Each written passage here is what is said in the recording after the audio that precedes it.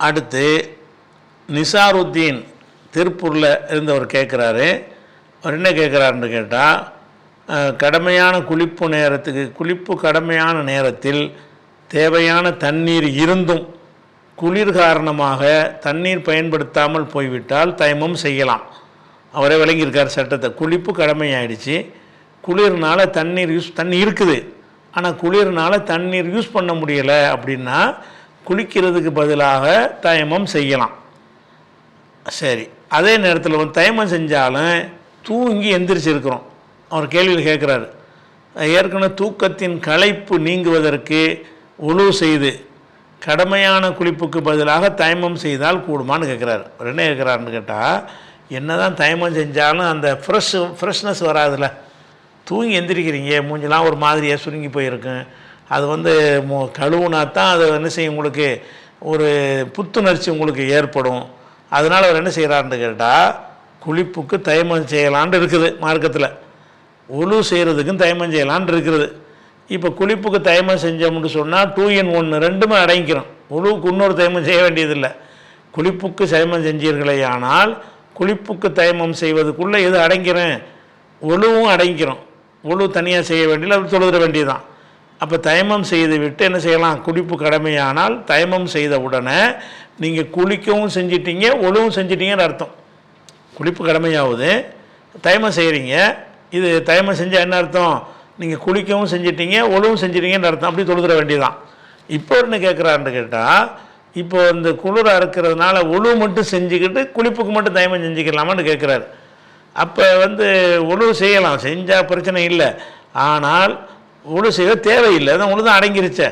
நீங்கள் என்ன செய்யலான்னு கேட்டால், ஃப்ரெஷ்ஷாக ஆகுறதுக்காக வேண்டி உழுங்கிற அடிப்படையில் இல்லாமல் முகத்தை நல்லா கழுவிட்டு அதுக்கப்புறம் தயமம் செஞ்சுக்கலாமே. ஏன்னு கேட்டால், தண்ணீர் குளிர் நேரத்தில் வந்து குளிக்கிறதுக்கு தான் கஷ்டமாக இருக்கும், பிரச்சனை வரும்னு ஒரு பயம் வரும். உழு செய்வதற்கு அந்த பயம் கிடையாது. ஏன்னா உழு செய்கிறது கொஞ்சம் குறைந்த உறுப்புகளை தான் நான் கழுவ போகிறோம், முகமும் கை அவ்வளோதானே. குளிக்கிறதுனா எல்லா பகுதியிலையும் தண்ணி தலையை வரைக்கும் தண்ணி படும் பொழுது, முதுகுலாம் தண்ணி படும்போது, அப்போ என்ன செய்யணும்னா அந்த குளிர்னால் உள்ள பாதிப்பு கொஞ்சம் ஜாஸ்தியாக இருக்கும்.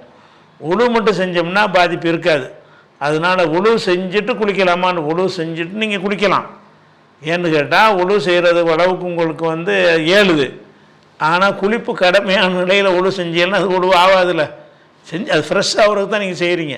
ஃப்ரெஷ்ஷாக ஆகுறதுக்காக வேண்டி உதாரணம் புரிஞ்சு கொள்வதாக இருந்தால், ஒவ்வொரு உறுப்புகளையும் வந்து உழுவில் வந்து ஒரு தடவை கழுவலாம், 2 தடவை கழுவலாம், 3 தடவை கழுவலாம். அதுக்கு மேலே தான் வரம்பு மீறல்ட்டாங்க. உழு செய்கிறீங்க, முகத்தை ஒரு தடவை மட்டும் கழுவி உழு செய்யலாம், அல்லது முகத்தை 2 தடவை கழுவி உழு செய்யலாம், முகத்தை 3 தடவை கழுவி உழு செய்யலாம், 4 தடவை கழுவி உழு செய்யக்கூடாதுன்னு சட்டத்தில் இருக்குது, ஹதீஸில் தெளிவாக இருக்குது. இப்போ என்ன செய்கிறீங்கன்னு கேட்டால், நீங்கள் 3 தடவை முகத்தை கழுவுறீங்க, கழுவுனாலும் உங்களுக்கு புத்துணர்ச்சி வரல, இன்னும் கொஞ்சம் கழுவுனா தான் நல்லா இருக்கும். 3 தடவை கழுவுனது போதலை, குடுவாயெல்லாம் வடிஞ்சு போய் ஒரு மாதிரியாக இருக்குது அப்படியெல்லாம் இருக்குன்னு வைங்க. அப்போ இது இன்னும் கொஞ்சம் 2-3 தடவை கழுவுனா தான் நமக்கு என்னவாகும், அது வந்து சோப்பெலாம் போட்டு கழுவுறதுக்கெலாம் கொஞ்சம் அப்போ தான் சரியாக வரும்னு நீங்கள் நினைக்கிறீங்க.